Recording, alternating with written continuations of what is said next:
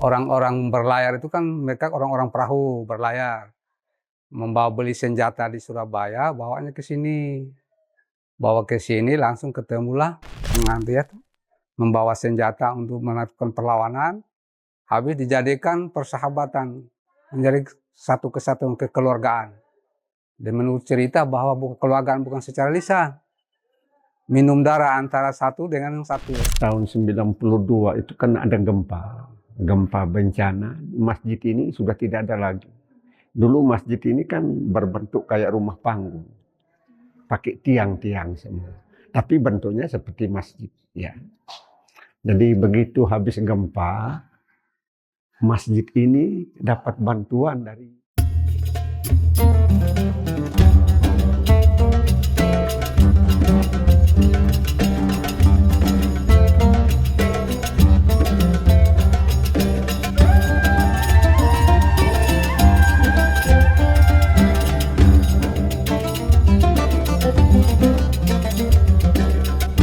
Tribuners, saat ini saya berada di pesisir utara Kabupaten Sika, tepatnya di Waipare, Desa Watubilo, Kecamatan Kangai, Kabupaten Sika. Dan di belakang saya ini berdiri sebuah bangunan masjid yang bernama Rahman.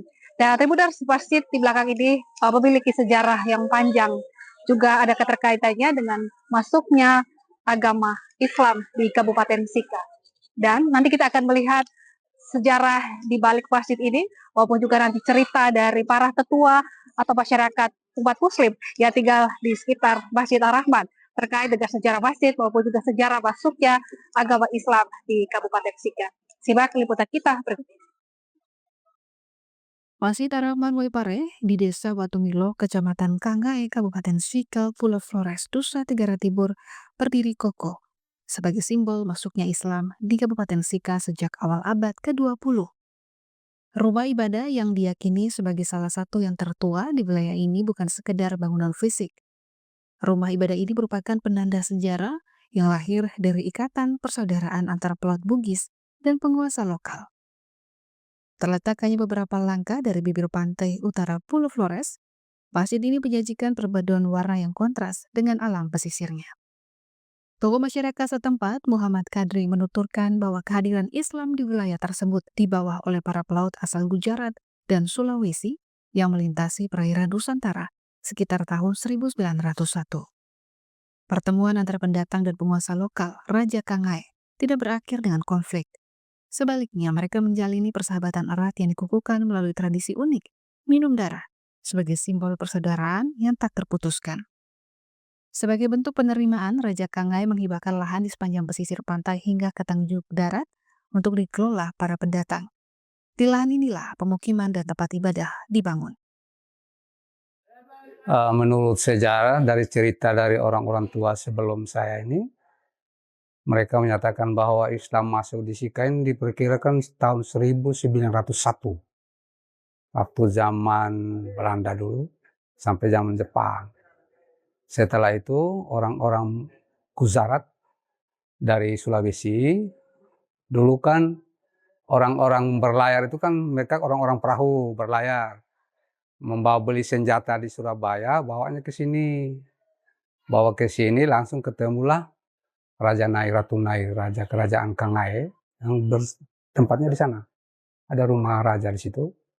Dan itu mereka berlabuh di sini mengambil membawa senjata untuk melakukan perlawanan, habis dijadikan persahabatan, menjadi satu kesatuan kekeluargaan.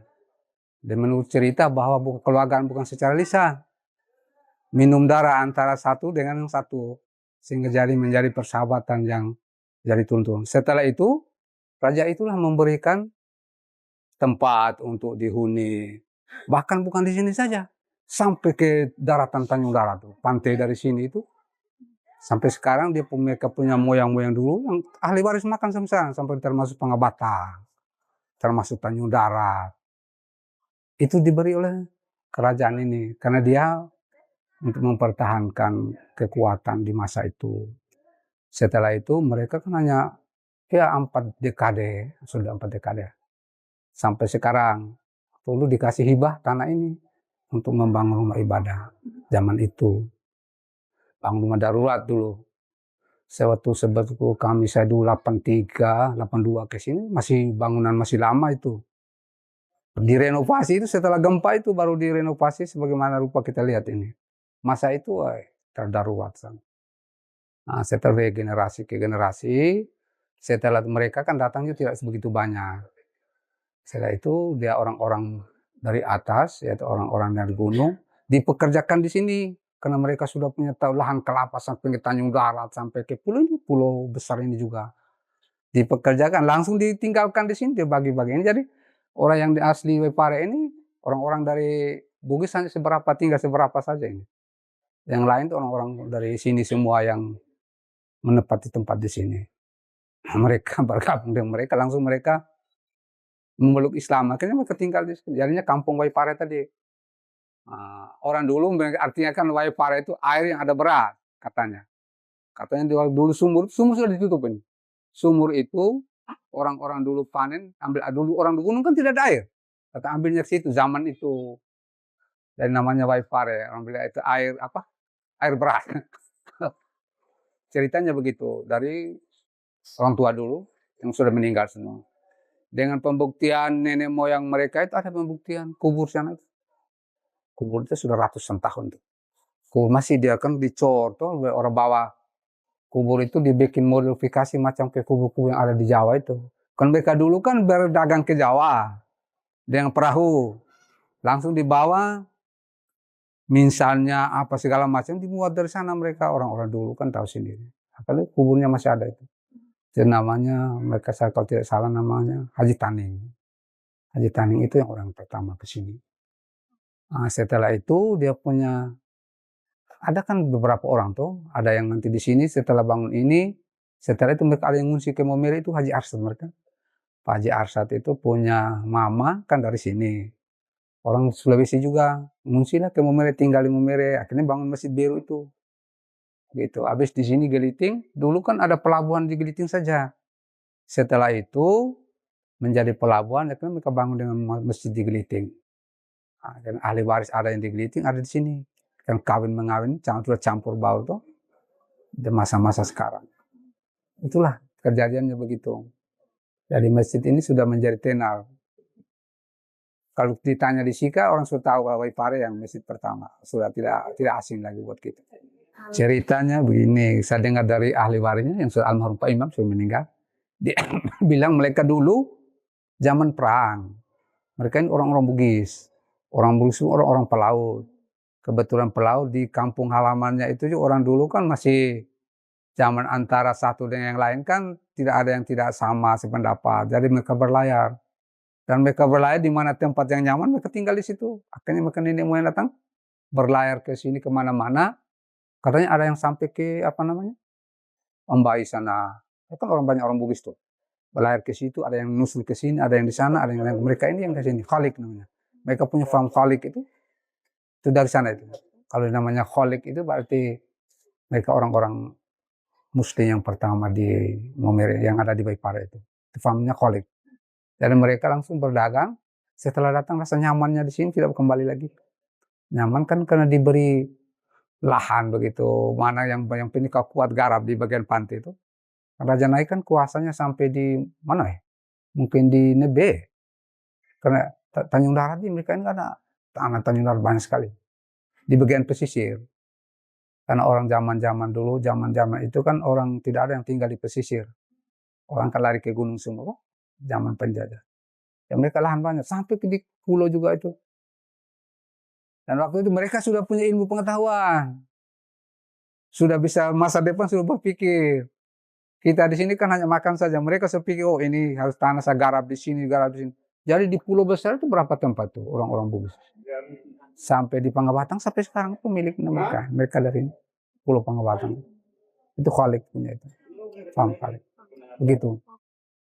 Melengkapi narasi sejarah tersebut, Yusuf Keneng, Imam Masjid Ar-Rahmat yang telah mengabdi lebih dari 25 tahun, memberikan gambaran mengenai transformasi fisik masjid. Ia mengenang rupa asli masjid yang sangat sederhana sebelum hancur diterjang tsunami.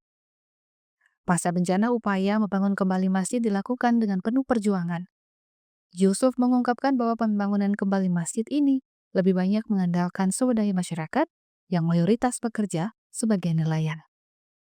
Jadi setelah tahun 92 itu kan ada gempa bencana, masjid ini sudah tidak ada lagi. Dulu masjid ini kan berbentuk kayak rumah panggung, pakai tiang-tiang semua. Tapi bentuknya seperti masjid, ya. Jadi begitu habis gempa, masjid ini dapat bantuan dari Majelis Ulama Indonesia Kabupaten Sika untuk bangun ini masjid.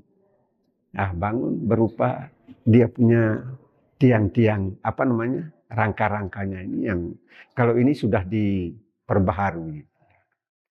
Akhirnya kami sudah dapat bantuan berapa kali. Bantuan itu kan tidak besar. Ada yang 25 juta, ada yang 15 juta. Itu kan kami bangun untuk rehab. Kami punya masjid ini.